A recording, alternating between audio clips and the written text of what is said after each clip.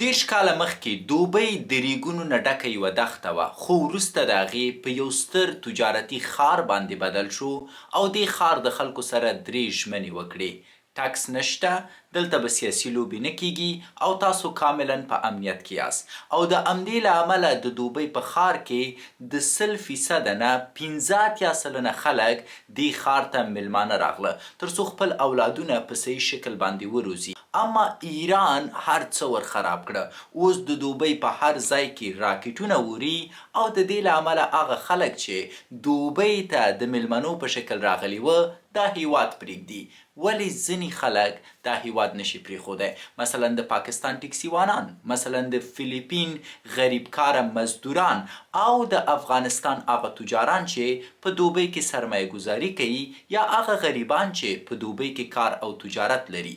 د دې له امله د دوی کاروبار سست شوی، د دوی عاید کم شوي دي. دا ویډیو مې ولې جوړه کړه؟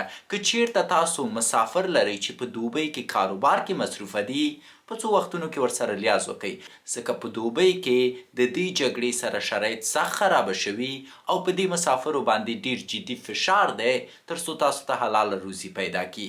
ستاسو یې په اړه نظر څه دی؟ حتما راته ووایاست.